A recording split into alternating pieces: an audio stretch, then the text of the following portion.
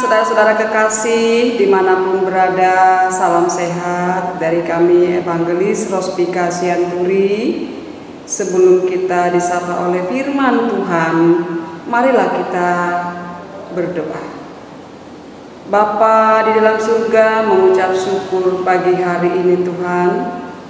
Tuhan mempertemukan kami kembali di dalam sapaan firman renungan pagi hari ini di tanggal 2 Oktober 2020 di hari Jumat ini. Mari Tuhan berikan hikmat akal budi yang melampaui segala akal. Itulah yang memelihara hati dan pikiran kami dimanapun kami berada. Hanya dalam Yesus Kristus kami memohon dan mengucap syukur. Amin. Shalom semua saudara-saudara kekasih dalam Tuhan Yesus Kristus. Yang menjadi renungan pagi yang menyapa firman Tuhan bagi kita yang diambil dari kitab Kisah Para Rasul pasal yang ke-22 ayatnya yang ke-15. Lembaga Alkitab memberi judul perikop Paulus berbicara kepada orang Yahudi. Demikian firman Tuhan di ayat yang ke-15. Sebab aku harus menjadi saksinya terhadap semua orang tentang apa yang kulihat dan yang kudengar. Amin, saudara-saudara. Dikatakan berbahagia ketika kita mendengar firman Tuhan serta memelihara firman itu dalam kehidupan kita sehari-hari. Ya, saya memberi judul kecil yaitu jadilah saksi Kristus dimanapun kita berada. Saudara yang kekasih dalam Tuhan Yesus Kristus, kisah Rasul Paulus ini sebelum dia ditangkap, sebelum dia menjadi rasulnya Yesus, tentu kita tahu saudara-saudara bahwa Saulus ini adalah seorang bangsa Yahudi, ya. Tentu dia berpihak kepada orang Yahudi.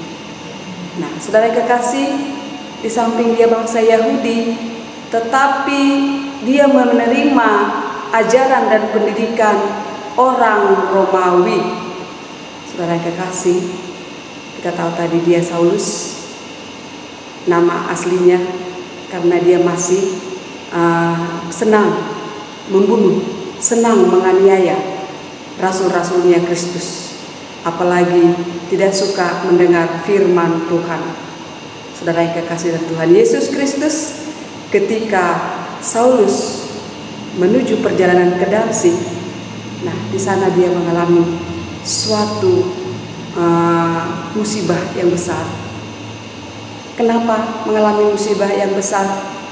Karena Tuhan ternyata sudah mengetahui apa yang menjadi rancangan Paulus perjalanan ke Damsyik. Tentunya dia merencanakan suatu yang tidak disukakan oleh Tuhan, yaitu menganiaya, meneruskan sikap-sikap jahatnya itu.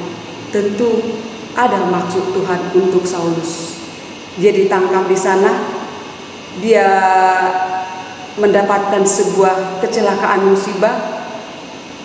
Dia disilaukan oleh sinar yang menyilaukan matanya sehingga dia membuat dia buta dan tidak bisa melihat. Ternyata ada maksud tujuan Allah untuk Paulus, saudara, yaitu supaya dia menjadi Rasul Kristus, supaya dia menjadi misinya Tuhan di muka bumi ini, yaitu untuk menyelamatkan orang-orang yang berdosa, supaya dia menjadi pengabar-pengabar Injil, kabar keselamatan itu. Nah, saudara-saudara yang kekasih, inilah Paulus yang sebenarnya ketika dia sudah mendapat panggilan, sehingga dia menjadi Paulus yang mau bertobat, ya, meninggalkan kejahatannya. Apa yang dianggap selama ini bagi Paulus menganggap sampah itu semua, perbuatan-perbuatan jahatnya itu, saudara-saudara yang kekasih. Dan Paulus juga mempunyai visi dan misi ataupun moto dalam kehidupannya, yaitu yang terambil dari 1 Korintus 9 di ayatnya yang ke-16. Karena itu aku memberitakan Injil, aku tidak mempunyai alasan untuk memegahkan diri, sebab itu adalah keharusan bagiku, dan celakalah aku jika tidak memberitakan Injil. Ya, saudara-saudara yang kekasih, berangkat dari panggilan Tuhan, artinya Paulus mempunyai suatu misi dan visi yang menjadikan moto dalam hidupnya yang diambil dari 1 Korintus 9 ayat 16 ini, bahwa dia moto hidupnya sebagai pemberita-pemberita Injil. Celakah bagi Paulus ketika dia tidak memberitakan Injil. Tidak ada alasan untuk memegahkan diri lagi. Tidak ada alasan untuk menyombongkan, meninggikan hati. Dan Paulus berkata dalam prinsip rohaninya, celakalah aku ketika aku tidak memberitakan Injil. Suka tidak suka, saudara yang kekasih dalam Tuhan Yesus Kristus, ini adalah suatu perenungan bagi kita. Mari kita mengevaluasi diri kita, kehidupan rohani kita. Apakah kita sudah sepenuhnya orang yang percaya? Apakah sepenuhnya kita sudah orang yang mengandalkan Tuhan? Mengenai iman, saudara-saudara, bisa dikategorikan 3 hal tentang iman. Mungkin kita percaya hanya pengetahuan tentang iman. Sedikit mengenai iman, saudara, mengenai contoh, ya, simulasi iman. Jokowi, kita tahu ya siapa itu Jokowi. Sebagai nomor 1 pemegang kekuasaan tertinggi di negara kita, tentunya katakanlah presiden. Nah, kita mengetahui ya bahwa Jokowi itu adalah presiden bangsa Indonesia.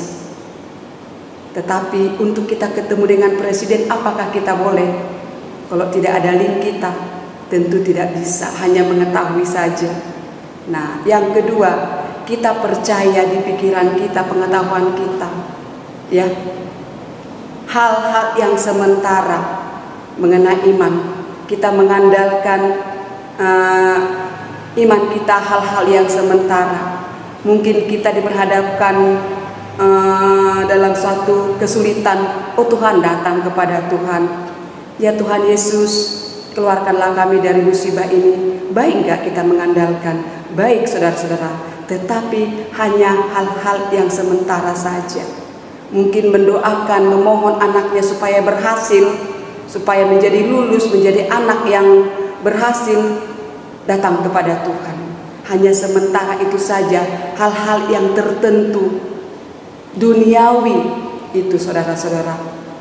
Tetapi sepertinya apa yang sebenarnya iman yang benar?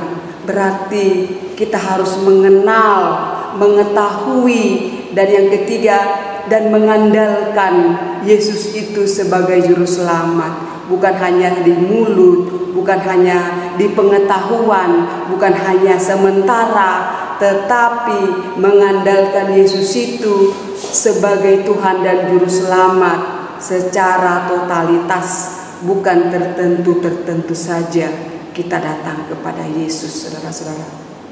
Saudara yang kekasih dalam Tuhan Yesus Kristus, marilah kita meneladani Paulus yang menjadi Rasul Kristus yang dipakai luar biasa.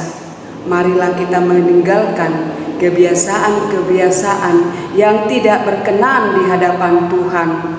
Bisa saja kita lupa oleh karena keberhasilan kita sesaat, hanya kedamaian kita sesaat, tetapi damai di bumi, tetapi belum tentu juga kita damai di surga. Saudara-saudara kekasih, marilah kita menjalankan misi dan visinya Paulus ini untuk menjadi pemberita-pemberita Injil, untuk menjadi saksi-saksinya Kristus. Apa yang menjadi kita supaya bisa menjadi saksi? Tentunya tadi apa yang kita dengar, apa yang kita lihat. Bagaimana kita menjadi saksi? Tentunya harus mendengar firman, ya, harus mendengar firman. Mungkin tidak bisa leluasa kita mendengar firman di gereja. Ada banyak persediaan sekarang, sudah zaman semakin meningkat oleh karena media sosial ini Tuhan, yang Tuhan sediakan bagi kita. Kita pakai secara positif, kita lihat untuk mendengar firman Tuhan, untuk melihat kenyataan-kenyataan sekarang ini. Apalagi pengalaman-pengalaman kita harus lebih dekat lagi, pengalaman rohani, ya. Pengalaman rohani kita berarti kita harus lebih mendekatkan diri, lebih mengadakan hubungan komunikasi yang lebih dekat, lebih intim lagi. Supaya apa, saudara-saudara? Kita bisa menjadi saksi oleh karena pengalaman rohani kita tadi. Bagaimana kita mau bersaksi? Pengalaman rohani kita tidak mengandalkan sepenuhnya.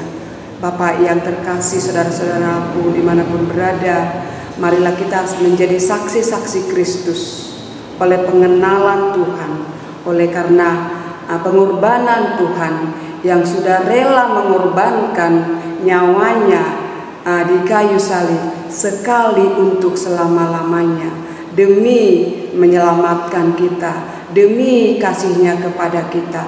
Marilah kita sebagai umat yang percaya meresponi, ya, sebagai keselamatan yang Tuhan sediakan bagi kita. Jangan lagi dikorbankan Tuhan Yesus itu untuk kedua kalinya. Dia sendiri sudah menyelesaikan hutang-hutang dosa kita. Pengorbanannya di kayu salib sekali untuk selama-lamanya.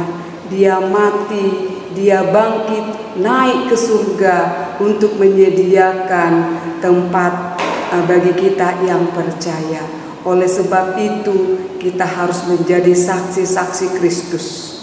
Mungkin ketika rasulnya Tuhan menyaksikan kenaikan Yesus terangkat ke surga, yang dijanjikan Yesus kepada murid-muridnya, yaitu Roh Kudus untuk memelihara, menghibur, menguatkan kita untuk menjadi saksi. Menjadi saksi yang pertama dilakukan oleh murid-murid Yesus tentunya di Yerusalem, saudara-saudara. Yerusalem, Samaria, ya, di ujung bumi, sampai ke ujung bumi mereka menjadi saksi. Mungkin yang bisa kita dapat petik renungan hari ini, kita menjadi saksi. Mungkin enggak semua bisa ke Yerusalem, ya saudara-saudara. Mari kita menjadi saksi dalam keluarga kecil kita, pelaku firman Tuhan. Mari kita menjadi saksi di lingkungan RT RW kita, di gereja kita, di manapun kita diutus Tuhan, ditempatkan untuk bekerja, di kantor kita, di tempat kita bekerja, di tempat usaha kita harus menjadi saksi, terang dan garam bagi sesama kita. Shalom, amin. Kita kembali berdoa. Kembali kami mengucap syukur Bapa yang baik atas kebenaran firman-Mu yang menyapa kami kembali, boleh menguatkan iman percaya kami, sehingga kami ketika mendengar, melihat tentang apa yang menjadi pengalaman rohani kami boleh menjadi saksi-Mu Tuhan tentang kabar baik keselamatan yang Tuhan sudah berkarya, mengorbankan dirinya, mengorbankan nyawa-Mu sekali untuk selama-lamanya. Kami hanya boleh meresponi, mengucap syukur untuk semua itu. Kuatkan dan teguhkan kami Tuhan untuk menjadi saksi-saksi-Mu di muka bumi ini, di rumah kami, di lingkungan kami pekerjaan, di mana Tuhan tempatkan kami menjadi saksi-saksi Kristus yang benar-benar bertanggung jawab oleh tuntunan hikmat-Mu, oleh tuntunan Roh Kudus-Mu, kami boleh berkuasa. Terima kasih Tuhan Yesus, kami memohon doa dengan segala ucapan syukur kami di hadapan-Mu. Amin. Anugerah dari Tuhan kita Yesus Kristus, kasih setia dari Allah Bapa, serta penyertaan Roh Kudus yang memelihara memberkati kita hari ini sampai selama-lamanya. Amin. Selamat beraktivitas, Tuhan Yesus memberkati.